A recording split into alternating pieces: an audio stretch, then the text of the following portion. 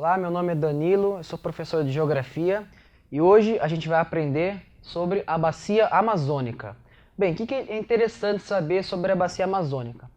Primeiro, o que é uma bacia, né? Uma bacia fluvial.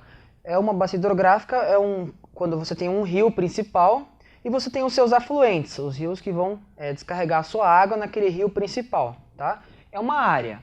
Então, essa área ela é cortada pelo rio Amazonas e seus afluentes. Beleza. Bom, o que a gente precisa saber? 46% dessa área total ela está no Brasil. Por quê? Porque o rio Amazonas ele não nasce no Brasil, ele nasce na Cordilheira dos Andes, fora do território brasileiro. Então, o resto da bacia amazônica está nos outros países aqui da América do Sul. Tá? Vamos lá. Os limites dessa bacia, como que é, né?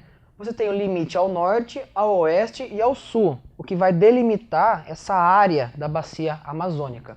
Ao norte, você vai ter o Planalto das Guianas, tá? Que vai ser aqui no Brasil. Ao oeste, a gente vai ter, no caso, a Cordilheira, tá?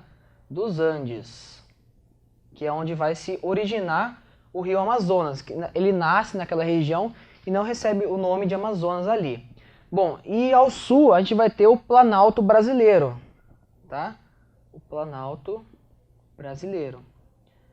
Esses são os divisores de águas que delimitam a área da bacia amazônica. Vamos lá. O rio Amazonas, ele é o segundo maior em extensão do mundo, tá? Há controvérsias, há quem diga que o primeiro é o Amazonas, mas o primeiro, sim, é o rio Nilo, tá? No Egito. Pouca diferença de quilometragem entre os dois, tá? O rio Nilo apresenta 7.000 e poucos metros de quilômetros, em quilômetros, né? E o Amazonas possui 6.800 e poucos quilômetros de extensão. Porém, o Amazonas ele é o primeiro em volume d'água, então o volume de água que tem ali é muito grande mesmo, tá? Por isso que ele possui uma grande vazão, tá? Algumas características da região que a gente precisa saber, por que acontece esse volume de água imenso, é porque ali é um clima equatorial, um clima quente, com alta temperatura, e você vai ter uma grande quantidade de chuvas, o que vai favorecer esse grande volume da água naquela região. Tá? Isso vai gerar um grande potencial, que é o potencial hidrelétrico, de geração de energia. Tá? Os afluentes do Amazonas, eles possuem um grande potencial para construir usinas hidrelétricas ali. Porém, o que dificulta é o acesso àquela região, tá? E outra coisa é que é uma região mais plana, uma região de planície, o que desfavorece também o uso, beleza? Porém, o que é interessante é o uso para navegação desse rio, tá? Do rio Amazonas e dos afluentes também.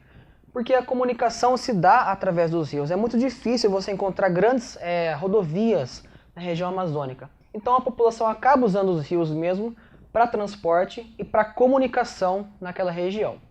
Outro fenômeno que a gente pode abordar aqui é o da pororoca, quando acontece o encontro das águas do rio, tá? com o mar. Tá? Então isso vai acontecer em certa época do ano. E além disso, a água do rio é tão intensa, ela é tão forte, que ela vai mar adentro e por quilômetros a água do mar é doce, por causa de tão grande que é a vazão do rio Amazonas nessa região.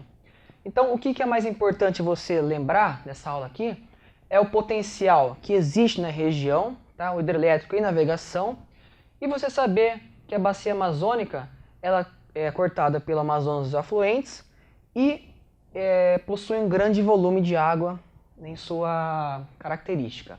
Então é isso aí, obrigado, até a próxima vez.